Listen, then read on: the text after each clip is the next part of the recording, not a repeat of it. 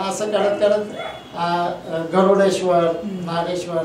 आता इथला एक किस्सा असा झाला की जे मध्य प्रदेशचे जे परिक्रमावासी असतात तर हे कोणत्याही घाटावरला परिक्रमा उचलतात आणि यांची गावं तिथं जवळ असतात, म्हणजे नातेवाईक संबंध येते आजूबाजूला 150-200 तर काही काही ठिकाणी त्या गावातल्या नातेवाईक यांना भेटायला येतात, ओळखीचे येते असलेले नातेवाईक. ते मग आपल्याला पण त्यांचा प्रसाद वगैरे काय आणलेला देतात ते लोक इथे. आता आमच्या महाराज पण म्हणलं तुमचं पण नाही का इकडं. आता हा आमचा विषय कुठं झाला तत्परिवर्तन झाल्यानंतर तर मी आपलं सहज बोलता बोलून गेला, माझी पण आहे बरं त्याला बातची म्हणलं काय तर बोलव की तिला नारेश्वरला नाही तर गरुडेश्वरला. बघू म्हणलं. आता म्हणलं मी कसं ठरवलं होतं आपण आहे परिक्रमेत तर कशाला उगीच हे करायचं नाही का, आपलं परिक्रमा आपलं चाललंय. तर मी तो नंतर विषय आमचा अगोदर झाला होता टाळला नंतर असं. आणि असं करत आम्ही ज्या दिवशी नारेश्वरला पोचणार तर कसं कधी कधी काय असतं मैयाला काहीतरी घडवायचं असतं, म्हणजे आपण आपलं तिथं आहे ना काहीच चालवायचं नाही. जरी मनात आलं काय कधी कधी आपण टाळायचा जरी प्रयत्न केला तरी मैयाला ते द्यायचंच असतं. तर आता आम्ही काय केलं नारेश्वरला उद्या जाणार होतो गरुडेश्वरकडं. तर या महाराजांनी मला विषय काढला रात्री झोपताना की म्हणले तुमचे भाचीला फोन करा ना, बोलवा बोलले तिला येत असेल तर उद्या आपण नारेश्वरला येते. आता काय आमचं संध्याकाळी 7:30-8ला हा विषय झाला होता. मी पण काय केलं म्हणजे म्हणतात ना मग की नर्मदा माई याच्या किनारी खोटं बोलू नये ते. मी पण आपलं फोन लावल्याचं नाटक केलं आणि म्हणलं फोन लागत नाही म्हणलं, म्हणजे मला मुळात लावायचं नव्हता. तर मग त्यांनी मला परत 15-20 मिनिटांनी आठवण केली परत लावा फोन काय परत तसंच केलं म्हणलं नाही लागत म्हणलं बघू सकाळी म्हणलं काय. त्यानंतर मग आपलं झोपलो आम्ही. आता सकाळी आम्ही निघालो. सकाळी निघालो त्यांनी परत आठवण केली 7-7:30ला बाळूच्या ठिकाणी तुमच्या बघा वाचेला. तर मग मी काय म्हणलं जाऊ दे आता काय म्हणलं जरी लागला तरी बादशाला सांगू की आम्ही पास होते काय येऊ लोक आम्ही इथनं चाललंय ते म्हणून मी आपलं फोन लावला नेमका बादशाने उचलला सकाळी. तर म्हणले काय रे मामा, तर म्हणलं काय नाही म्हणलं मी आपलं मुद्दा म्हणलं चाललंय तुमच्या घरापासून तर म्हणलं बादशाला फोन लावा म्हणलं. आणि नंतर थोडं माझ्या पण डोक्यात आलं की बादशा आणि बादशा जावे म्हणजे असं किंवा आपला बादशा जरी असला तर हे आपल्यापेक्षा पवित्र आहेत आपल्या इथं धर्मासाठी की आपण पाया पडतो मामा लोक येतं बादशांना मान मोठा आहे बादशीला. तर म्हणलं ती पण शेवटी नर्मदा माता हे मैयाचे आता. तर मी म्हणलं काय करते तर म्हणजे काय नाही आहे घरी. तर मला म्हणते कुठं येतो नक्की. तर मी म्हणलं आता नारेश्वरला पोचले 2-2.5 तासात काय आता दुपारच्या जेवणापर्यंत पोचू आम्ही म्हणलं. तर जमल का म्हणलं तुला यायला म्हणलं. ते म्हणते काय रे मामा काल तरी फोन करायचा ना, आता मी यांचा डाबा बनवला आता ते कामाला निघालेत आता आणि रजा पण काढली असते ना काल सांगितलं असतं आता ते निघालेत कामाला. मी म्हणलं जाऊ दे म्हणलं तसं काय नाही म्हणलं सहज केला होता फोन आणि मी फोन कट केला म्हणलं कशाला उगीच. आणि मग याजवळ महाराजला सांगितलं की म्हणलं अरे ते मी त्यांचे आमचे बादशा झाले कामाला चालले तर जाऊ दे. आता आम्ही काय केलं मग तिथून निघालो. आता पुढे एक आश्रम लागतो तर ते केरळीनबाईचा आश्रम आहे. केरळीन माता आहेत केरळच्या त्याच्यावरती नारेश्वरच्या अलीकडे असं आपण चढून आलो की वरती त्यांचा तो आश्रम आहे. तर ते तुम्हाला इडली सांबार देतात, इडली सर्दी ते खायला येतं. तर आम्ही तिथं मग ते केलं म्हणजे ते चहा पण देतात पण इडली ठरलेलं आहे त्यांचं सांबारचं. मग ते घेऊन आम्ही आता आमचं दोघं असल्यामुळे कसं होतं यांच्यामुळे माझं चालणं स्पीड होतं. आता आम्ही जे कधी कधी असं व्हायचं की जिथं दुपारी बालभोग म्हणजे जिथं असतो ना दुपारचं जेवणाचं ठिकाण ते आम्ही कधीच पास करून पुढे गेलेलो असायचो. मग कधी कधी आम्हाला आश्रम पण नाही लागायचे म्हणजे त्या आकड्याच्या आतच पास व्हायचे ते भोजन प्रसाद. आता इथं नारेश्वरला पण असं झालं की आम्ही 10:30-11:15लाच होतो म्हणजे जिथं दुपारी पोचणार होतं तिथं लोक. मग तिथलं आता दर्शन इथं केलं. आता प्रसादी जनरली 12च्या पुढे चालू होती 11:30. तर म्हणलं आता अर्धा पाऊण तास येतं हे महाराज मला म्हणले चला आपण पुढं निघू. म्हणलं चला म्हणलं. मग आता आम्ही निघालो असं करत पुढं. आता पुढं निघालो नंतर एक आश्रम लागला. तर आम्ही आत पण बसलो म्हणजे महाप्रसाद घेण्याच्या इथे. तर दोघं आत बसलो आणि हे महाराज काय की मला काय म्हणते, तुम्हाला भूक आहे का? तर म्हणलं मला नाही भूक. तर ते म्हणते मला पण नाही भूक. परत बाहेर परत निघाला. आता म्हणजे मैयाला काय घडवायचंच होतं ते. परत बाहेर आलं, 3-4 किलोमीटर आलो, परत एक आश्रम लागला. परत आत गेलो. ह्या महाराजांनी विचारलं, महाराज भूक आहे का तुम्हाला? म्हणलं नाही. म्हणलं मला पण नाही. आलो बाहेर. म्हणजे दोन्ही ठिकाणी बघा, म्हणजे आता आम्ही प्रसाद घेतला नाही, त्याच्या मागे मैयाला ते कारण घडवायचं होतं. आता तिथून पुढे निघालो आम्ही, काहीच घेतलं नाही. पुढे आल्यानंतर आहे ना, जागेवर असा एक युटर्न होता, कॅनल लागला होता आणि तिथं बोर्ड लावला होता नर्मदा परिक्रमा. आणि वळण होतं ना, आम्हाला वळायचं होतं, कॅनल लागला होता. फक्त रस्ता क्रॉस करायचा होता, पलीकडे जायचं होतं आम्हाला. तर आम्ही रस्ता क्रॉस करायला दंडक कमांडर घेऊन आणि रस्त्याच्या मध्यावर आलो आणि समोरला एक 4 व्हीलर आली आणि ती आम्हाला एकदम आडवी झाली. आणि त्यातलं एकदम आमचे भाच्याजावी जोरात ओरडले, ओ मामा, ओ मामा. डायरेक्ट युटर्नवरच. काय काय तुम्ही म्हणजे ह्यांनी कसं काय आपल्याला ह्या अवतारात ओळखलं की यांना मी परिक्रमेचे फोटो नाही पाठवले, कुठले काय नाही, मी कुठल्या अवतार आहे ते काय मामा. तर म्हणजे अगदी युटर्नला जाणं. आम्ही अर्धा रस्ता क्रॉस करत होतो. तर मग ते आम्ही थांबलो. मग ते म्हटलं आले तुमच्यावर भाची काय. मग आम्ही रस्ता क्रॉस करून थांबलो तिथं. आणि ते म्हटलं कुठं निघालं होतं? ते म्हटलं नारेश्वरला. मग भाचीला म्हटलं मला फोन काय नाही केले? ते म्हटलं कुठले, त्यांना सांगितलं डाबा घेतला, त्यांनाही रुकरुक लागली की मामा आपल्या दारावरून चालले तर भेटायचं नाही हे नाही. आणि त्यांनी पण कंपनीत गेले, रजा काढली ना आले. म्हटलं काय. मग ते भाच्या आम्ही कॅनल तिथं लगेच कॅनलच चालू झाला होता. तर मग ते भाची मला म्हणली काय रे, तिने माझा अवतार बघितला, बनियनवर होतं, पंचा होता आणि चेहरा ते लागले रडायला. मामा बोलले काय तुझं रोबा बनतो, असं काय परिक्रमा आहे ते अवतार. तर म्हणलं म्हणून मी बोलवत नव्हतं, अजिबात आश्रू वगैरे काय काढायचं. तर म्हणले मामा नीट मला आदल्या दिवशी फोन केला असतं, तुला जेवण तरी आणलं येते. तर म्हणलं जाऊ दे. ते म्हणले आता यांनी येताना मग काय केलं, आम्ही येता येताच गोल ते तिथं काय त्या भजीचं चांगलं नाव आहे, गोल भजी नाही म्हणत त्याला, वेगळंच त्या गोटा भजी हा गोटा भजी ते आणली होती. तर मग ते म्हणले मी ते पाण्याच्या बाटल्या येतात. तर मला म्हणले बस गाडीत बसून खा. पण गाडीत नाही बसणार बाबा, परिक्रमे ते आपलं चालतं. मग ते मला म्हणले मामा तुझा दंडक दे ना माझ्या हातात कमंडलू काय. तर म्हणलं मैया नाही जाणार म्हणलं.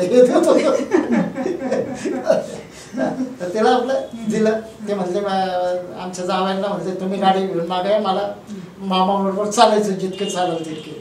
मग ते जवळजवळ 3-4 किलोमीटर चालली ते दंडक कमांडला गेले. मग ते चालल्यानंतर मग आम्ही एका ठिकाणी थांबलो. मग तिला म्हणलं जा म्हणलं. तेवढ्यात काय झालं, मागून 2-3 परिक्रमा बसवली. तर आपण कसं नर्मदे हार म्हणतो. मग आम्ही त्यांना विचारलं नर्मदे हार प्रसाद भोजन प्रसादी घेतले का? तर ते म्हणले नाही भेटले म्हणले आम्हाला. तर ते 3 जण होते. आम्ही म्हटलं थांबा म्हटलं, आता आम्ही करणारच होतो. आता आमच्याकडे काय नव्हतं, म्हणजे आमच्याकडं थोडं चिवडा बिवडा काय असं पिशवीत आणि हे बादशीने आणलेली भजी येते. मग त्या 3घांना आम्ही घेतलं तिथे एकत्र. मग ते तिथं जमिनीवर पत्कल मांडलं. तर बादशीला अजून रडवलं. म्हटलं काही करू नको. म्हटलं एक काम कर, तू आता आहे ना तुम्ही दोघं निघा इथून. म्हटलं काय आता आमची परिक्रमा अशीच आहे म्हणलं, इतके दिवस चालता येत काय त्याच्यात बदल नाही म्हणलं काय. ठीक आहे म्हणलं. मला म्हणते मग पाणी तरी. मग तिने थोडे 2 घास खाताना बघितलं. मग तिला रडू आवडलं. मग ते गेलं निघून. मग आम्ही त्या 5 जणांनी मिळून मग ते खाल्लं तिथं परिक्रमा. म्हणजे तिथं जर 1-2 मिनिटाचा सेकंदाचा फरक झाला असता ना, आता नारेश्वरला समजा माझी भाची गेली असती तर तिथं कोण सांगणार आहे की कोण पार्टी आहे, कोणाची ओळख, आपली आयडेंटिटी काय आहे तिथं, काय चेहरा बिरा कुठं थांबले काय असं काहीच नाही ना. तर ते मैयाचं दर्शन तिथं रोडवरच द्यायचं होतं. खरंच आहे. आता तुम्ही असं गेल्यानंतर तुम्हाला जर स्वप्नात दिसलं होतं अमरकंटक, तर तिथपर्यंत तुम्ही गेलात तेव्हा काही विशेष घडलं का? अमरकंटकला खरंच गेल्यानंतर जसा दृष्टांत झाला तसं घडलं? नाही, मला या बोर्डच्या अलीकडंच सुरुवात झाली त्याची. हो का? आणि गंमत काय व्हायची आता, हे जे आपण म्हणतो ना की आता लोकांना म्हणजे खरं वाटणार नाही की मैयानी ही जी माझी जरी नावे परिक्रमा केली तर त्या काळापुरता माझा सूक्ष्म देह घेऊन गेली होती मैया. बरोबर. काय तर आता हे काय होतं, तो जो परमेश्वराचा वेग असतो, गती असते हो, हो. त्या काळाची येते हो, बरोबर. आणि आपल्या गतीमध्ये चालणे फरक असतो. फरक असतो. आता त्या दिवसानंतर काय झालं होतं, ती शक्ती इतकी अफाट आहे म्हणजे की तिची गणना नाही आहे मातेच्या शक्तीची. पण तरी सुद्धा ती मला घेऊन गेल्यानंतर काय झालं होतं, दुसऱ्या दिवसापासून आहे ना माझा चेहरा पूर्ण काळवंडलेला आहे. अच्छा. मी तुम्हाला माझे फोटो दाखवतो नंतरचे ना अगोदरचे. तो काळवंडलेला म्हणजे कसं की ते घेऊ शकलो नव्हतो आपण, पण ती मायाने केली होती पूर्ण. त्यामुळं समोरच्याला असं काय वाटायचं ना मागितलं की आता ह्या आमच्या महाराज पण कुठेही गेले ना की आश्रमावर संध्याकाळच्या मुक्कामाला म्हणायचे लगेच, तिथले कोण महाराज असेल ना की ह्या महाराजांमुळं आज उशीर म्हणजे आलो नाही तर आम्ही अजून पुढच्या मुक्कामाला गेलो असतो असे म्हणायचे ते. मग ते महाराज काय म्हणायचे, तुम्ही कुठून आले, मग हे सांगायचे आम्ही त्या गावातून निघालो. मग ते म्हणायचे तुम्ही तर 50 किलोमीटर आले की जवळजवळ. म्हणजे त्यांच्यात ते जर 50 म्हणतात तर नक्कीच 45, 50, 55 आलोय. मग अजून किती पुढे जायचं. स्वतःच म्हणजे ते उलगडा पण मातीने मला करून दिला होता की हे तिथं माझ्या रोज गेलं ना नाही या महाराजांचं जरा पायाने चालवत नाही म्हणून हे होते. पण तो उलगडा केला की रोज चालतो 50, 55 आहेत 40, 45 असंही आनंद घेत गेलो होतो. ते परिक्रमा करताना मी कसं गेलो होतं की बाकीच्या गोष्टी म्हणजे हे सांगते कोणाची आपल्याला निंदा नाही की मैया आनंद देत होते, मी आनंद घ्यायला गेलो होतो. आणि रोज आहे ना मी निसर्गाकडे बघायचो, तिथलं जे पामाखेडीचं जंगल आहे, शिवखेडीचा मन मुराद आहे ना इतका आनंद की चैतन्य वाटायचं. प्रत्यक्ष आपल्याला आहे ना असं खाली नजर गेलं की कोणतरी बोलतंय आपल्यासंग, काहीतरी संवाद वाऱ्याच्या लहरी जायच्या कानातून. तर असं वाटायचं काहीतरी संगीत चाललंय, गाणं भजन चाललंय एखादं असं वेगळं. म्हणजे प्रत्येक नर्मदा किनारी जे परिक्रमेवासी जातात प्रत्येकाला मैया अनुभव देतेच. फक्त जया बनी जैसा भाव तया तैसा अनुभव. आता तुम्ही प्रापंचिक जर भाव ठेवून गेला, मला जेवण नाही भेटलं तर तो तेवढाच तसंच अनुभव भेटणार. आणि तुम्हाला जर आध्यात्मिक पातळीची ओढ असेल आणि त्याचा अत्युच्चम जर शिखर गाठायचं असेल तर नर्मदा परिक्रमेलाच गेलं पाहिजे. काय हे मला काय विचारलं आहे तुम्हाला अमरकंटकला जे स्वप्नात जे भेटले ते खरोखर भेटले का? हो हो हो भेटलं ना पुढं. ते जसं मैयानी जसं पुढं मला दृष्टांत दिलं होतं ना की हे यांची ह्या महाराजांची साथ कुठपर्यंत की कुठं भेटणार आहेत काय. आता एक ठिकाण तर असं आहे बघा तुम्ही, या महाराजांची साथ तुम्हाला कुठपर्यंत भेटली? मला जो बोर्ड दाखवला होता ना मैयानी त्यांच्या अमरकंटकच्या अलीकडं 27 किलोमीटर तिथून मी त्यांना सांगितलं की जा. आता हे जे तुम्ही परिक्रमेत ऐकलं असेल गौडी शंकर महाराज म्हणून मोठे संत, म्हणजे ज्ञानेश्वर महाराजांनी कशी जिवंत समाधी घेतली तशी त्या महाराजांची जिवंत समाधी आहे तिथं. हा संजीवन. तर आता आम्ही नदी तटाने चाललो होतो दोघं आणि माझं सारखं लक्ष आहे ना असं डोंगराकडे होतं उंचवाराकडे की मला त्या दिवशी असं ते देऊळ दाखवलेलं गौडी शंकर. तर आम्ही तटाने चाललो होतो आणि चालता चालता काय झालं वरून आवाज आला आम्हाला नर्मदे हर. आता वाजले किती होते 4:30 पावणे 5 वाजले होते. आता तर मी महाराजांना आमच्या पुढे आवाज दिला. आमच्यात काय थोडं अंतर असायचं. नर्मदे हर केलं म्हणलं आपल्याला नर्मदे हर केलं. तर ते मला खालीच काय म्हणले काय त्यांनी काय घड्याळ बघितलं म्हणले आता 4:30 पावणे 5 होते आपण जाऊ 2-4 किलोमीटर अजून पुढं वर कशाला जायचं. तर मी नाही म्हणलं वरच जायचं आज काय. त्यांनी एवढं नर्मदे हर केलंय. तर मग आम्ही वरती गेलो. तर वरती गेलो तर तो जो आश्रम होता तो गौडी शंकर महाराजांचा होता. म्हणजे मातेने जे दृष्टांत दिला होता मला ती जीवन. तर आता तिथं नेमकी अडचण अशी होती की सदावर्त होतं तिथं. अच्छा. आणि काही ठिकाणं मैयाच्या ठिकाणी अशी आहेत ना जिवंत की तिथं परिक्रमावासी खूप कमी जातात. म्हणजे जी मेन असे आपण म्हणतो ना चैतन्य जास्त आहे जिकडं. तर ज्यांना माथेला न्यायचं असेल किंवा त्या महाराजांचं तुमचं काहीतरी लागेबांधे असेल मागतं तर तुम्ही तिथं पोचता. आता यांनी आवाज दिल्यामुळे आम्ही गेलो होतो. आता सदावर्त म्हणल्यावर हे महाराज आमचे थोडे नाराज झाले. मला म्हणलं इथं सदावर्त आहे काय. तर मी त्यांना काय म्हणलं काय मला पण नाही येत स्वयंपाक पण म्हणलं भात आमटी बनवू शकतो. त्यांच्याकडनं भात घेऊन एकत्र काहीतरी टाकू खिचडी भात करून खाऊ म्हणलं दोघं काय आणायचं पण मुक्काम इथंच करायचं. तर मी या परिक्रमेचं काय असं केलं होतं की जिथं जिथं मला आनंद घेता येईल, की जिथं जिथं अशी एकदम म्हणजे मैयाचं सगळं ठिकाणच चैतन्य नाही आहे, त्यात वाद नाही, पण जिथं तिथं खास करून मला संधी भेटली तिथं मी ध्यान साधना भरपूर केली. म्हणजे ते भले पाठी ब्रह्म मोडता असं किंवा दुपारचं असं किंवा नदी किनारी कधी बसलं की 10 मिनिटं, पण ती संधी सोडली नाही. मग तसं इथं पण मी काय केलं, रात्री 12लाच बसलोय गौरी शंकर महाराजांच्या इथं ध्यान साधना. आता तिथं पण असं झालं, ज्या महाराजांनी आम्हाला नेलं वरती ते महाराज नर्मदा केले ते दुसऱ्या गावातले होते बघा, म्हणजे ते त्या गावातले नव्हतेच. आणि त्यांनी आम्हाला तिथं आश्रमात सोडून ते निघून गेले. आता निघून गेल्यानंतर काय झालं, या सदावर्त होतं आणि आम्ही आपलं ते 2-3 किलोमीटर गेलेलं परत पुढं आले. हां, आणि त्यांच्या लक्षात काय आलं की आम्ही दोघंच आहे परिक्रमावासी तिथं, आता यांची जेवणाची सोय होईल का नाही तिथं, म्हणजे सदावर्त असल्यामुळे ते आले ना आम्हाला बघितलं तर आम्ही तिथंच आहे. म्हणजे आपण इथंही रुके ना. हा म्हणलं तुम्ही सांगितलं, आता त्यांनी गौरी शंकर महाराजांची आम्हाला महती पण सांगितली खूप, म्हणून म्हणलं इथंच राहिलो आम्ही.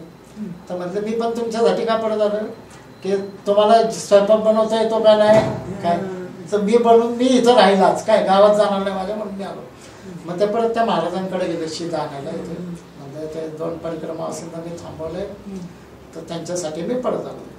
मग ते जे महाराज होते तिथले तर ते काय म्हणते 2च आहेत ना आज परिक्रमा असेल तर काय सदावर्त येते काय नाही देत आम्ही त्यांना, आम्ही जे बनवू त्यातलंच आमच्यातलं देऊ.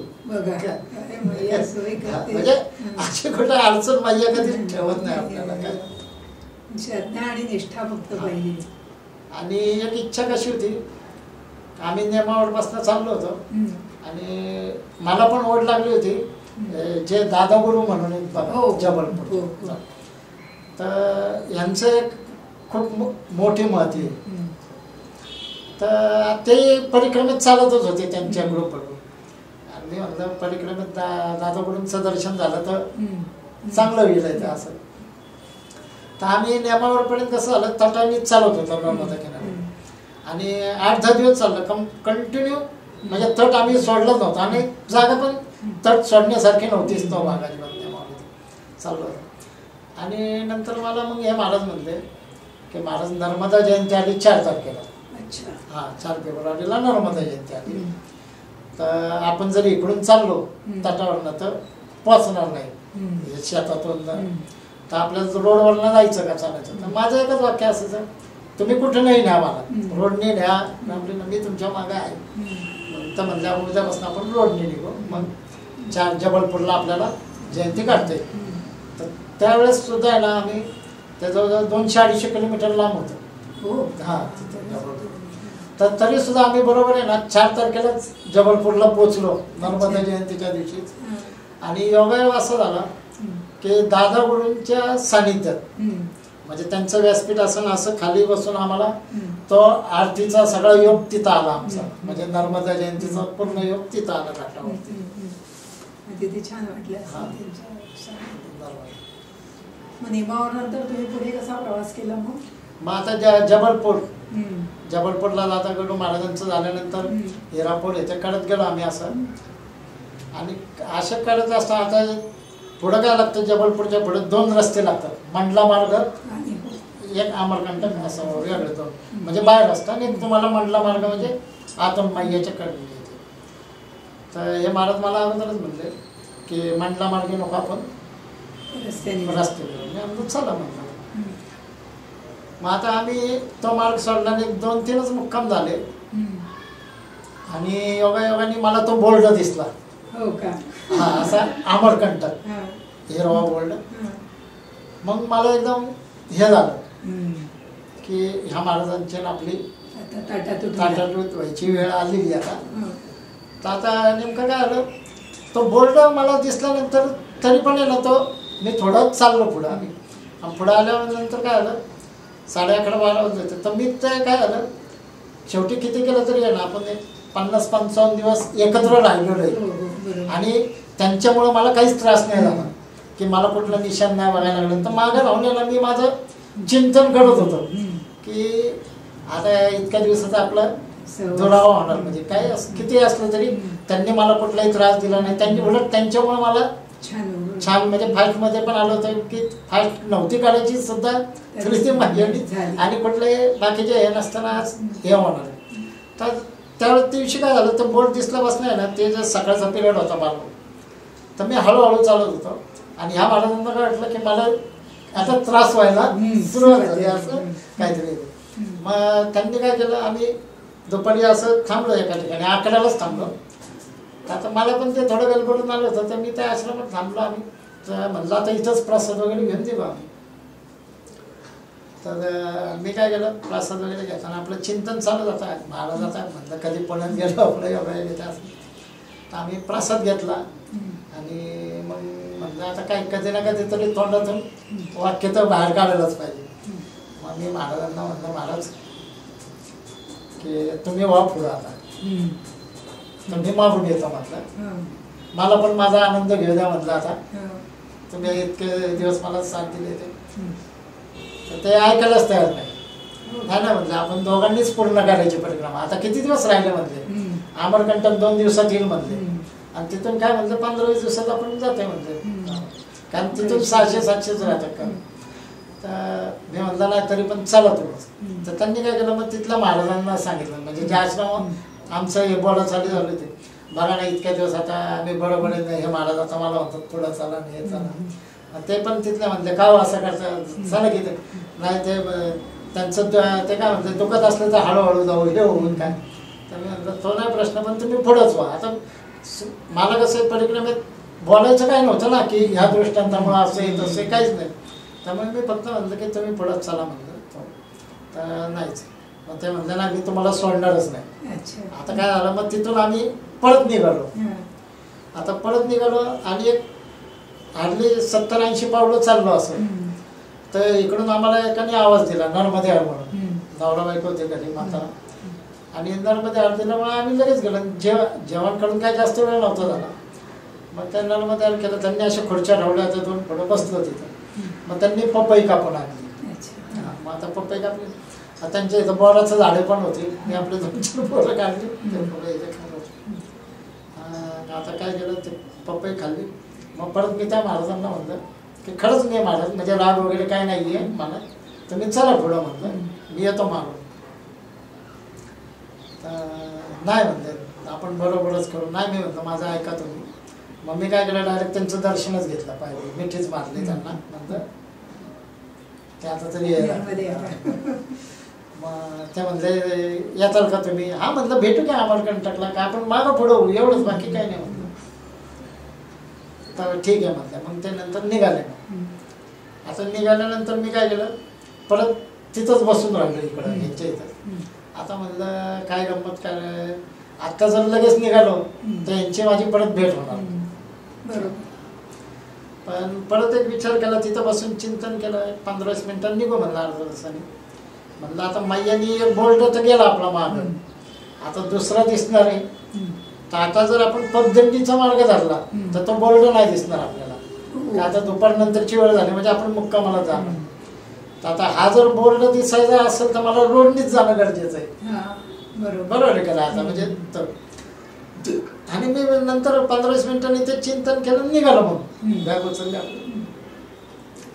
निघालो तर 25-50 पावलावरती नेमका नर्मदा परिक्रमा मार्ग पगदंडी रस्ता होता असा खाली शेतातून गेलेला होता आणि हा माझा जो होता डांबरी चुडा होता. बरोबर आहे आपण जे महाराजांना आता बोललो तुम्ही जा पुढं ते बरोबर आहे. ते पगदंडीच्या रस्त्याने गेला असेल कारण त्यांना गेल्या वर्षी ते आले माहिती होतं.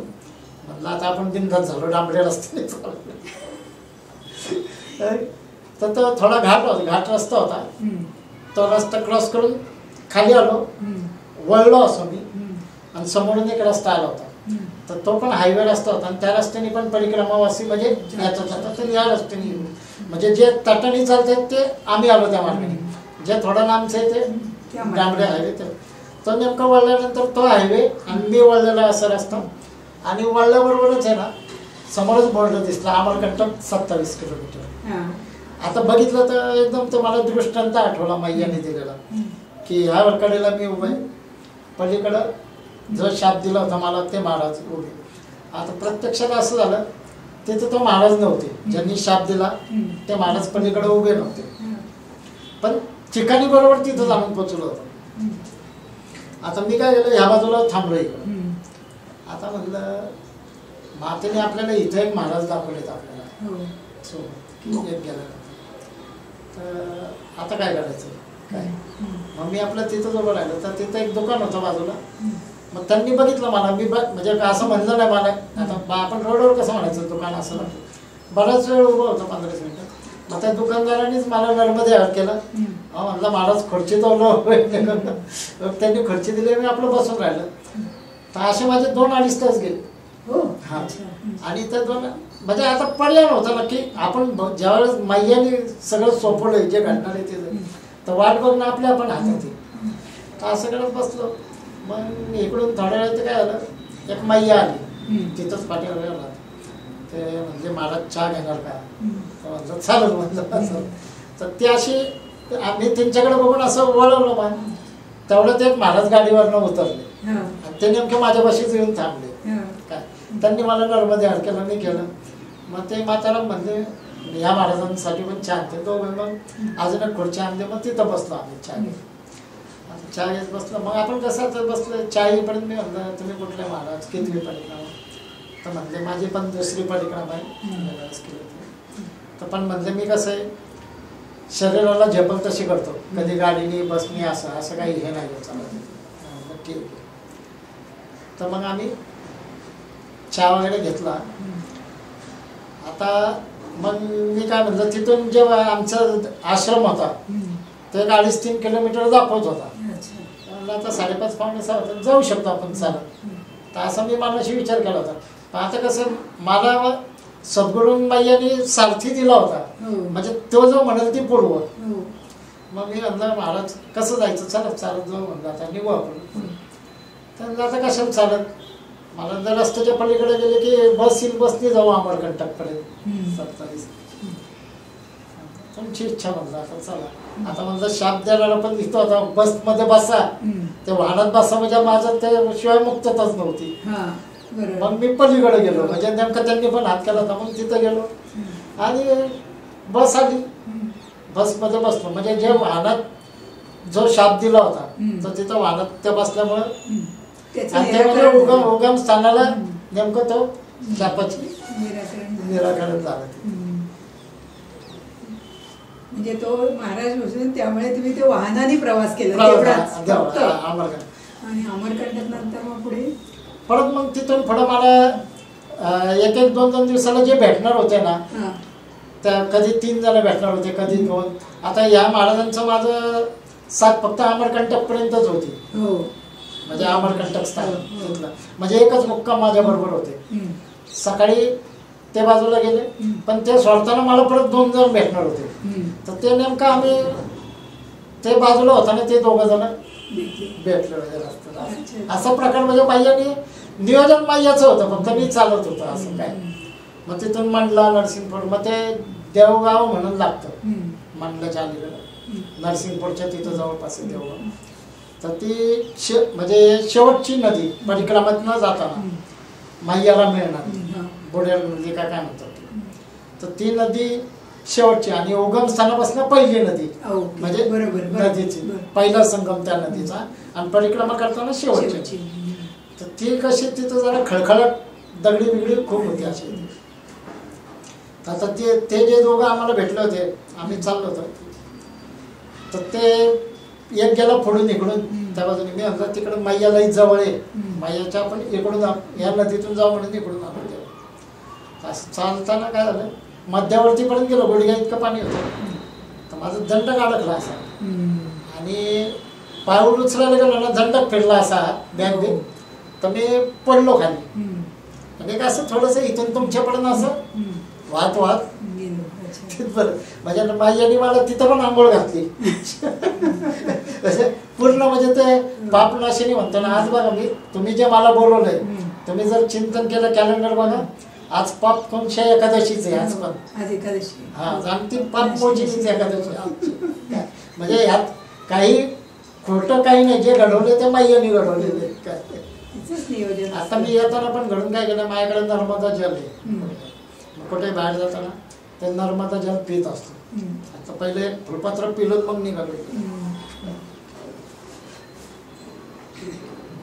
मग आता तुम्ही अमरकंटक वरून ओंकारेश्वर पर्यंत येईपर्यंत किती जणांना भेटलात? म्हणजे जसे तुमच्या स्वप्नात होतं तसेच सगळे भेटले. आता तिथून आम्ही हे दोघं होते माझ्याबरोबर. मग देवगाव टाकला आम्ही मांडला इथे. तर हे बरोबर होते नरसिंगपूर पर्यंत माझ्याबरोबर. नरसिंगपूरला आलो आम्ही चालत. आता मी भिजल्यामुळे काय झालं होतं, पाण्यात पडल्यामुळे मला लक्षात नाही आलं बॅगेत ना मोबाईल होता माझा. हा, आणि तो भिजलेला हे डोक्यातच नाही, कारण मी मोबाईल लावतच नव्हतो ना कोणाला. इथे भिजलो 2 दिवस आहे ना. फक्त माझ्या भिजली पिशवी एवढंच, ती बॅग बी भिजले. आणि अचानक लक्षात आलं मोबाईल आपला बघावं म्हटलं, व्हॉट्सअप इथं चेक करा. संध्याकाळी मुक्काम तर तो चालूच होईना. आता मग योगायोगाने आम्ही त्या दिवशी नरसिंगपूरला पोचलो होतो. तर नरसिंगपूर कसं मोठं शहर आहे, सिटी. आता ती सिटी मोठी म्हणलं आम्ही तिथं थांबलो. तर मी काय केलं, आसन लावलं लगेच इकडं आलो बाहेर. तर मोबाईलची दुकानं तिथं बाहेरच होती. त्यांना म्हणलं हा मोबाईल रिपेअर होईल का? त्यांनी बघितलं ते. तर ते म्हणले महाराजजी 10-10:30 वाजेपर्यंत बघू तुम्ही या परत येते. तुम्ही कुठे आहे म्हणलं? इथं आहे म्हणलं मी मंदिरात या. म्हणलं या महाराज. आता मग आम्ही प्रसाद वगैरे घेतलं तिथं आश्रमात, धर्मशाळेत आरती सगळं केली व्यवस्थित. तर मग 10-10:30 वाजेपर्यंत मला जागणं भागत होतं. परत आलो 10-10:30 त्या दुकानात. तर तो म्हणला नाही ना झाला महाराज म्हणला. तो म्हणला प्रॉब्लेम आहे म्हणला त्याचा डिस्प्लेचा. तो म्हणला उद्या दुपारपर्यंत होईल म्हणला. मला ते अजून एक जण बॉल लागेल येते त्याचं येते आणायला लागेल साहित्य. तर म्हटलं उद्या तरी नक्की येईल का? तर म्हणला हा, उद्या देतो तुम्हाला कुठल्या परिस्थितीत. ठीक आहे. आता मग हे जे दोघं होते यांचे 7 इथपर्यंतच होते. आता माझा मुक्काम वाढला का नरसिंगपूरला, पण मुक्काम वाढवण्यामागं पण याचं कारण होतं. त्या दिवशी नेमकी नरसिंह जयंती होती. म्हणजे मला ज्या दिवशी ठेवून घेतलं एक मुक्काम वाढवला तो नरसिंह जयंती होती त्या दिवशी. ते नरसिंगपूर. तर म्हणजे असं एक एक घटना घडत होत्या. तिथून परत मला 3 जण भेटणार होते. म्हणजे त्याच आश्रमात माझा मुक्काम वाढल्यामुळे संध्याकाळी येणार होते 5ला. मग ते नेमके बरोबर आले माझ्यापाशी आसन लावलं त्यांनी. काय असं करत ओंकारेश्वर पर्यंत आलो. मग ते ओंकारेश्वर नाही, ते पुढं खांडव्यापर्यंत होते. तिथून 2 जणच होते माझ्याबरोबर ओंकारेश्वर पर्यंत. समाप्ती कन्यापूजन. हा, कन्यापूजन नाही केलं मी तिथं. हा, कारण घरी आल्यावर काढायचं होतं. म्हटलं जरा सुनबाई पण आमची नवीनच होती ना इथे. तर मग ते ओंकारेश्वरला आलो केस. मग ते दोघं जे मला शेवटचे भेटले ते नाशिकचे होते. मग ते आम्ही एकत्र हे केलं. तर असा एक आनंददायी प्रवास मातेने करून घेतला. पण ह्याच्या मागे कसं की अनेक संत पण महात्मे भेटतात. पण एक कसं झालं, कुंभमेळा होता नेमका. त्यामुळे काय झालं, या परिक्रमेतले जेवढे महाराज लोक होते ते तिकडे गेले होते. कुठं? कुंभमेळ्याला. पण नर्मदा किनारा असा आहे की इथले महाराज लोकांना आहे ना आपण ओळखू शकत नाही. आपल्याला ते पायजमा शर्टवर दिसतात आणि आपण आहे ना त्यांना असं वाटतं की हे आपल्याला फक्त जेवण वाढण्यापुरतं येत का. पण त्यांनी काय जणांनी 5-5 परिक्रमा केलेल्या आहेत, 10-10 आहेत. आणि अगाध ज्ञान आहे त्यांच्याकडं, फक्त त्यांना बोलतं करायला लागतं काय. हां, तर आता काय होतं, आपण जातो फक्त जेवतो झोपतो. आता आम्हाला एक तर असंच या परिक्रमेत फक्कड बाबा भेटले होते. फक्कड बाबा म्हणून. तर ते पण येणं तुमच्या संगत सत्संग केल्याशिवाय ते भोजन प्रसिद्धी देत नाही तुम्हाला. संत असेल ते काय. तर त्यांचा एक सत्संग लाभला आम्हाला. परत नंतर आपण मांडवगडला जाताना खालीच एक महाराज आहे, त्यांनी आमच्या संघ म्हणजे गौतम बुद्धांची कहाणी सांगितली आम्हाला की सत्संग केला. म्हणजे प्रत्येक ठिकाणी तुम्ही महाराजांना बोलतं केलं तर ते महाराज तुमच्या संघात सत्संग करतात. आणि परिक्रमा ही नर्मदा मैया आनंददायी आहे, जगत कल्याणी आहे, चैतन्यमयी आहे, वायू आहे आणि अख्खं हृदय आहे. म्हणजे ते भारताचं हृदय आहे. तर आता जर मध्यवर्ती हृदयस्थानी ती झाली तर आपण तिच्या किती जवळ असेल आत्म्याच्या. तर तिचं ते पूर्ण ब्रह्मांड आहे नर्मदा किनारी. तर त्याचा आनंद घ्यायला माणसाने परिक्रमा एकदा तरी करावी. काय पण तुम्ही अजून लक्कडकोटचं जंगल किंवा पामाखेडी लक्कड पडसाला हो शूलपाणी शूलपाणी काही कथा सांगितल्या नाहीत.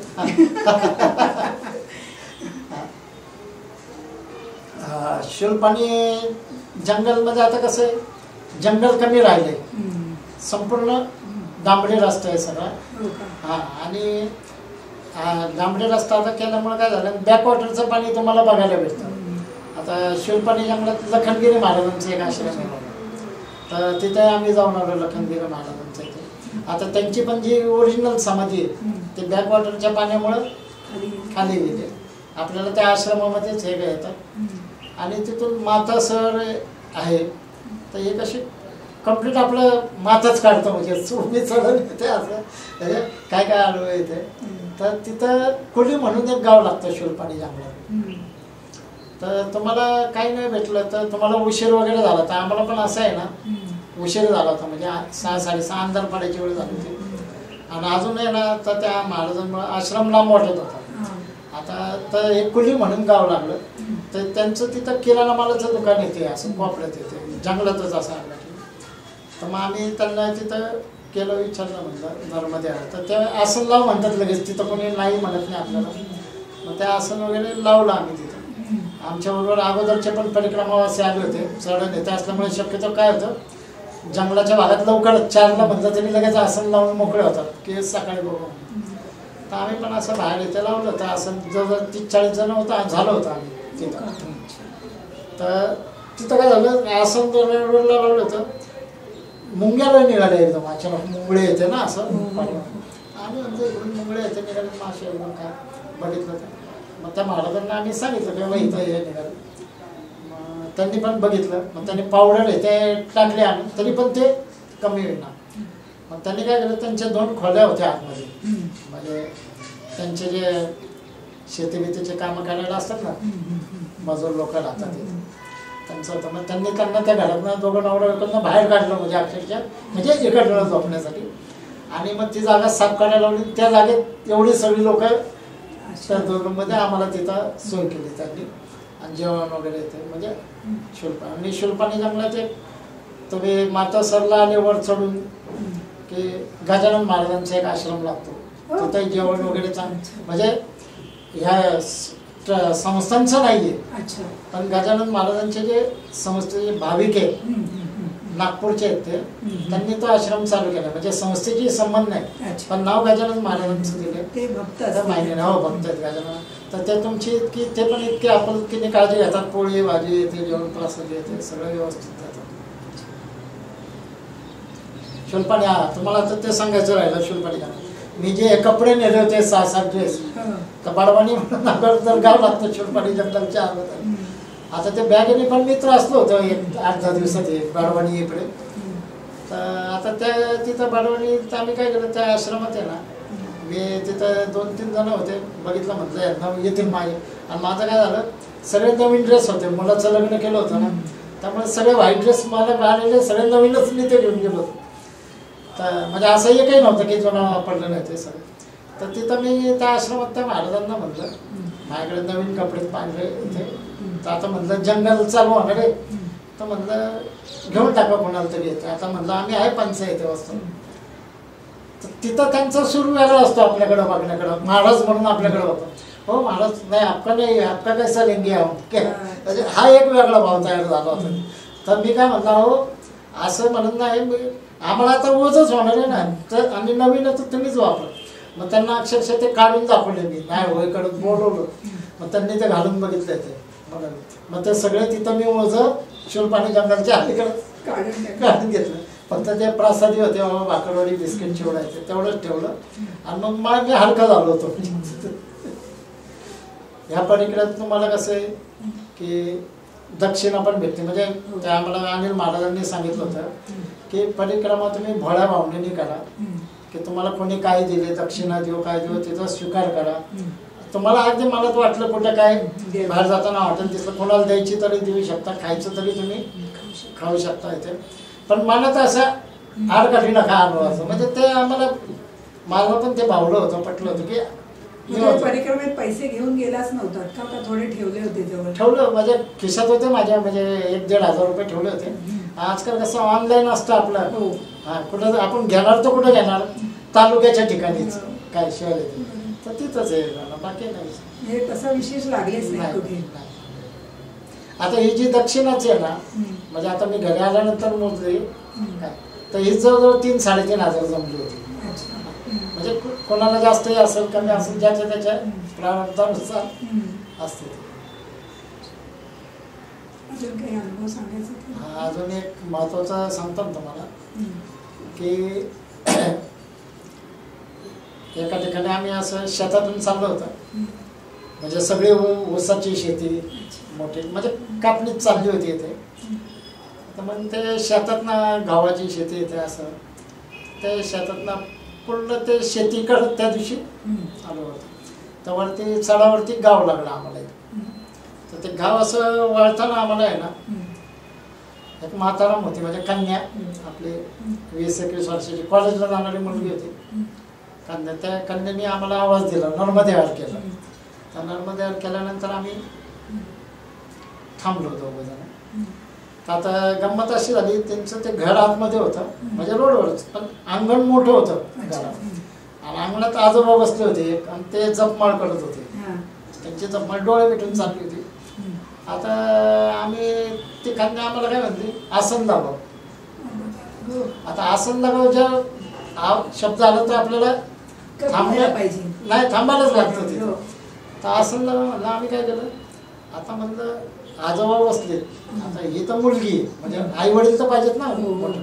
मग आम्ही काय केलं, घरात नाही गेलो, तिथंच अंगणात आजोबांसमोरच आपलं तिथं ते आपलं बॅग ठेवलं, आपलं काढून आसन आपलं बसलं हाताची घडी घालून येते. आता अर्धा तास झाला, 1 तास, आता संध्याकाळ 6-6:15 वाजत आले. आता आम्हाला पण मेन जागेवर आसन लावत नाही तोपर्यंत आरती पूजा करता येत नाही हातपाय काय. तर आता आम्ही आपलं फक्त बॅगा ठेवलं होतं. मग 6च्या टायमाला त्या आजोबांनी डोळे उघडले, त्यांचे साधना झाले आपले. मग त्यांनी आमच्याकडे बघितलं, त्यांनी लगेच नर्मदे आड. तिथं एवढं की आपल्याला बघितलं की आपण बोलायच्या अगोदर ते म्हणतात आपल्याला नर्मदे आड केलं. मग म्हणले, तर म्हणलं आसन नाही लावलं का, म्हणलं नाही आता इथंच ठेवलं. मग त्यांनी आतल्या पडवीत नेलं आम्हाला, म्हणलं इथं लावा. मग तिथं लावलं असं. तर आता एवढं 6-6:15 झाले होते. मग आम्ही विचारलं हातपाय तोंड कुठं, त्यांनी मागत आपण आणलं, तर हातपाय तोंड धुतले. आरतीची तयारी केली आम्ही, आरती पण केली. आरती करता करताच बहुतेक तिच्या आई वडील शेतातनं काम करून आले होते. मग आमची आरती झाल्यानंतर ते आले, त्यांनी आम्हाला नर्मदे आड केलं. नर्मदे आड केल्यानंतर ते त्यांच्या आई लगेच ती आपल्या इथं गेले स्वयंपाकाच्या एकदम प्रासत. आणि ते जे आजोबा होते, मग त्यांनी त्या दिवशी आमच्यापाशी सत्संग केला, आमची आरती म्हणजे. मग ज्यावेळेस आम्ही निवांत होतो, बसलो होतो ते तिथं पडवीत त्यांचे, तर हातपाय तोंड घेतल्यानंतर तर त्यांनी आम्हाला म्हणजे इतकं बारीक सारीक सांगितलं ना. ते म्हणजे ही मैयाची जी नर्मदा मैयाची परिक्रमा आहे, तर एकदा तुम्ही उचलली की अर्धवट सोडू नका. मग दिवस किती लागो, किंवा तुमचे फास्ट हो किंवा हळू हो, किंवा वाहनाने हो, गाडीने हो, किंवा तुम्हाला एखाद्या ठिकाणी 5 दिवस राहायला लागेल, त्रास झाला, आजारी पडला, पण अर्धवट सोडून जाऊ नका. तुम्ही त्या आश्रमात राहा किंवा गाडीने जा कुणाच्या, पण ते पूर्ण करा परिक्रमा. काय अर्धवट माघारी नका जाऊ. त्यांनी म्हणजे बराच त्यावेळेस दिवशी सत्संग केला. पण तो सत्संग करत असताना झालं, आता जसे 7-7:30 झाले, तर इकडे त्या मुली ज्या कन्याने आम्हाला नर्मदे आड केलं होतं, तर तिचा टेबलवर आपलं सजावट चालली होती. तिचा वाढदिवस होता, म्हणजे त्या दिवशी केक येते आणला होता तिच्या घरच्यांनी येते काय. आणि मग गावातल्या तिच्या मैत्रिणी सगळे मुलं इथे गोळा झालेली. मग आम्ही विचारलं ही काय आमकडे सगळे मुलं, कारण परिक्रमावासी आलं मुलं शक्यतो येत नाही एवढी, आणि त्यांचं ते गोंधळ चाललं. तर म्हणलं अहो तिचा आज वाढदिवस आहे म्हणून ते आले, म्हणून तिने तुम्हाला म्हणले की आज आसन लावलं इथं. म्हणजे तिथं बघा की आई वडिलांची परवानगी सुद्धा घेत नाही, की त्यांना गॅरंटी एवढी आहे की आपले आई वडील नाही म्हणणार नाही कोणाला परिक्रमा असेल. तर मग त्या दिवशी त्यांनी आम्हाला बघा ते बटाटे वडे, म्हणजे ते एवढं उशिरा येऊन आम्हाला बटाटे वडे इथे बनवले होते त्यांनी, पोळी भाजीचं स्वयंपाक होते. मग ते केक आमच्या असते का, म्हणजे कापून आमच्या असते आरती केली त्या कन्याची इथे, म्हणजे साक्षात आपण मैयाचीच आरती केल्यागत झालं ना त्या दिवशी. म्हणजे हा जो आनंद आहेत ना, काही आनंद की ओट्यातून उचलून सारख्या मैयाने अनुभव दिलेले असतात आपल्याला. काय की मैयाची साक्षात आपण आरती करतोय, तो भाव डोळ्यासमोर येतोय काय. लक्ष नाही. मग एवढ्या सगळ्या याच्यामध्ये तुमची नर्मदा परिक्रमा ऍक्च्युली किती दिवसात पूर्ण झाली? 65 दिवसात झाली. खूपच फास्ट झाली ना.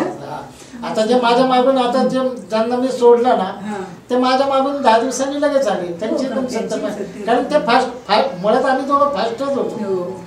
ते भेटले का परत तुम्हाला? नाही भेटले, कारण ते कडेने गेले ना नाही मैयाच्या. मी रोडला आलो होतो ना आणि मला जे भेटलं होते तसं झालं पुढं असं. तर हा एक अजून एक तुम्हाला कोणाला सांगायचं होतं. हा वाढदिवसाचं एक सांगितलं.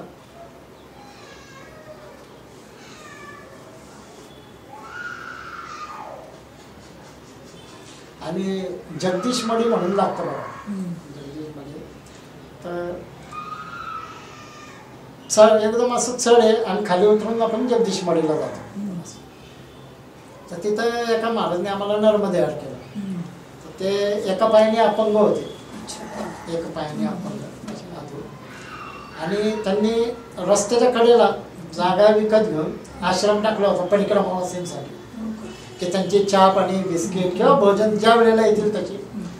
तर त्या अशी काठी टेकत अपंग आम्हाला पण एकदम हे झालं. आम्ही गेलो नर्मदे तर म्हणजे चहा बिस्किट लगेच त्यांनी स्वतः चहा बनवायला घेतलं. बरोबर कोण नाही ते अपंग असून. तर आम्ही म्हणलं महाराज नाही राहू दे फक्त बिस्किट नाही म्हणले चहा बनवतो. मग त्यांनी चहा वगैरे बनवला. मग त्यांच्याशी आम्ही थोडा सत्संग केला.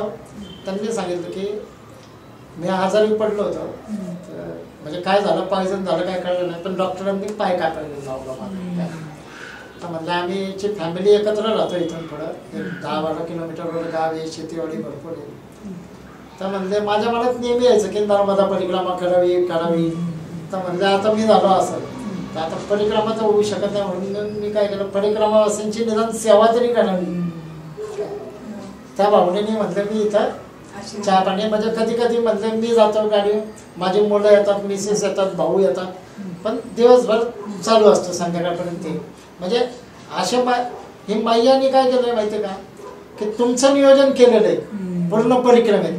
आपण जर आपलं मन तिथं लावलं ना की मला इथं जेवण भेटेल का, मला जेवण नाही भेटलं, तिने बघा प्रत्येक ठिकाणी तुम्हाला महाराज आश्रम ठेवलेले आहेत. तुम्ही किती चालायचं ठरवलेलं आहे. तुम्ही फक्त माहिती तिथं फक्त काय करायचंय, नामस्मरण चालणं एवढंच पर्याय ठेवायचं आहे. सकाळी उठायचं, आरती करायची, चालायची. तुम्ही टार्गेट असं ठेवायचंच नाही की इतकं किलोमीटर चालायचं, हे गाव ते गाव, ते सुद्धा बघायचं नाही. आता मी यातलं हे काही बघितलं नव्हतं, माझा महाराज बघत होता इतकं तो भाग वेगळा पाहिजे का. तर असं करत करत हा आनंद, म्हणजे तुम्ही काय ठरवलं ना, काय होतं नर्मदा मातेला आपल्याला द्यायचंय वेगळं, त्या हेतूने तिने बोलवलेलं असतं, तिला वेगळी अनुभूती द्यायची असते. पण ज्यावेळेस तुम्ही तुमचं मन लावता ना, मग ती काय म्हणते, आणि मी याला पेढे द्यायचे होते देणार होते तर हा गुलाबजाम मागतोय, बाबा गुलाबजाम काय. म्हणजे देवाचं देणं खूप वेगळं असतं काय. तर हे नर्मदा मैयाच्या किनारी मला पूर्ण अनुभूती आली. म्हणजे आपण पंचतत्वाची अनुभूती म्हणतो ना, ती संपूर्ण ह्या परिक्रमेत साक्षात अनुभवता आली. आता कसं आहे, परिक्रमेत जेवढे जेवढे आपल्याला आश्रम लागतात, जे ज्या ज्या ठिकाणी परिक्रमावासींना बालभोग भेटतो, दुपारचा प्रसाद भेटतो, संध्याकाळच्या आपल्या मुक्कामाची सोय होते, कुठेही तुम्हाला अडचण येत नाही काय नाही. किंवा ज्या रोडने आपण जातो नदी तटाने येते घाटून, तर प्रत्येक ठिकाणी मैयाचा आवाज असतो, तिचे लहरी सगळीकडे फिरत असतात तिथे. तर आता तुमच्या ह्या चॅनलच्या माध्यमातून त्या सर्वांचे मी आभार व्यक्त करतो, कारण त्यांनी तिथं एवढी चांगली सेवा दिल्यामुळे आम्हाला दुसऱ्या दिवशी चालायला उरोपाला आनंद भेटला, की आज इथं जेवढा आनंद मैया देत गेली. आणि कुठेही तिथं नाराजीचा सूर कुठेही भेटला नाही आम्हाला काय.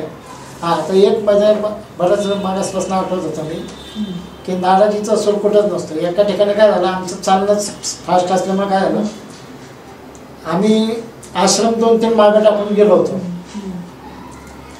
आणि 1.5-2 झाल्यानंतर एकही आश्रम लागला आम्हाला, की ज्यावेळेला आम्हाला भेटणार. आता 2-2.25 झाले. आश्रम तर 8-10 किलोमीटर लांब दाखवत होता, म्हणजे 4-5 म्हणजे जवळजवळ संध्याकाळचाच मुक्काम होता. तर आम्हाला नेमकं असं थोडं छोटं गाव लागलं पुढं 2-2.25च्या समोर. आणि ते गाव लागल्यानंतर तिथं दुकान लागलं त्या रोडवरती, म्हणजे ज्या किराणा मालाचं दुकान. तर आम्ही आपलं दोघं तिथं गेलो, म्हटलं आता बिस्किटच्या पुढे तरी घ्यावं, काहीच नव्हतं म्हणलं पुढे. तर आम्ही त्या बाईयाकडं म्हातारामच होती ती, आम्ही म्हणलं बिस्किटच्या पुढे द्या 2 म्हणून. तर मग त्याने आमच्या चेहऱ्याकडे बघितलं, म्हणजे आपल्याकडे बघितलं की त्यांना कळतं की यांनी प्रसाद घेतलाय का नाही, काय म्हणजे काही बोलायची पण गरज नाही पडत. तर आम्ही बिस्किटच्या पुढे घेतलं, त्याने आमच्याकडे बघितलं, नर्वस जाहीर केलं. तर ते काय म्हणजे चहा बनवते मी, असंच नका खाऊ म्हणून आम्ही आपलं तिथंच बाहेर बाकडा होता, बाकड्यावरती त्या म्हातारांनी आपलं चहा आणला, चहा बिस्किटं खाल्ली आम्ही आपलं. तर निघालो आम्ही बरं का. तर थोडं त्यांच्या दुकानापासून थोडं पुढं झालं, परत त्या मातेला काय वाटलं, आवाज दिला आणि त्या मातेच्या डोळ्यात त्यांना अश्रू होते. म्हणजे आम्हाला काय कल्पनाच नाही काय अश्रू आहेत म्हणजे. तर आम्ही म्हणलं काय झालं माताजी, तर म्हणजे तुम्ही भोजन प्रसादी घेतली का काय. तर म्हणलं नाही भेटली आज, काय म्हणजे तर नाही भेटली. म्हणलं तर चाललं पुढं. तर म्हणजे मी पण तुम्हाला तेच विचारणार होते पण आले की भोजन प्रसादी, पण म्हणले मी काय केलंय, आज स्वयंपाकाला तडका लावलाय. तडका याचा अर्थ काय की लसूण येते, आपण म्हणतो ना परिक्रमा वासेल ना, ते शक्यतो देत नाही. तर ती काय म्हणलं आम्ही तडका म्हणजे काय ते लसूण येते, तर भाजीला बिजीला ते तडका दिले नाही म्हणून मी तुम्हाला चहा बनवून आणून दिला काय. तर म्हणलं खरं तुम्हाला भोजन प्रसादी द्यायची इच्छा होती, पण तडका लावल्यामुळे मी देऊ शकले नाही. तर तेवढ्यासाठी त्या मातेच्या डोळ्यात अश्रू होती बघा. म्हणजे असे अनुभव ना हे माई जगात कुठेही भेटणार नाही तुम्हाला, काय असले अनुभव आहेत ना काय की आम्हाला पण असं वाटलं. मग तिने काय केलं, मग दुकानातनं परत ते गुळ, हरभरे, म्हणजे थोडं फणसण इकडं तिकडं जे चणे होते ते दोघांना 2 पुढे वेगळ्या बांधल्या. म्हणले तुम्ही हे पुढे जाऊन खा म्हणले, कुठे तुम्हाला भूक लागेल तिथे. आता चहा बिस्किट घेतले. तर आता एवढं बोलून आम्ही निघालो परत आणि थोडं पुढं गेलो आम्ही. आणि नंतर काय त्याच मातीची मुलगी शाळेतनं आली असेल सायकलवरनं, त्या दोघांचं काय बोलणं झालं असेल. आम्ही 1-2 किलोमीटर पुढे गेलो होतो, ती मुलगी सायकलवर आली परत आम्हाला दोघांना बघत आणि म्हणले म्हातारांनी तुम्हाला बोलवले भोजन प्रसादीला. आणि म्हणलं आता एवढं पुढं आलो आम्ही आणि म्हणलं तुझ्या मातेने सगळंच बांधून दिलं, आता येते नाही ना म्हणले. माता म्हणले की घेऊनच आहे तुम्हाला बघ. म्हणजे त्या किती रुखरुख लागली होती त्या मातेला. मग आम्ही म्हणलं की आता कसं एकदा तुम्हाला दिलंय काहीतरी वस्तू रूपाने खायला. तर मी म्हणलं बाबा मातेला इथूनच दंडवत करून सांग की मला आता नको उगीच, म्हणलं की पोचला म्हणून सांग म्हणलं प्रॉब्लेम. म्हणजे हा एक साक्षात अनुभव बघा जीवनचा काय की त्या किनारी आहे ना तुमचा भाव असेल ना, जाणं येते आहे साह्य सर्वस्व, मागे जे जे तेथे ते असेल आम्ही. मग तुम्ही फक्त ठरवायचं की तुम्हाला आध्यात्मिक अनुभव घ्यायचा आहे का प्रापंचिक घ्यायचं. नर्मदे नर्मदे नर्मदे नर्मदे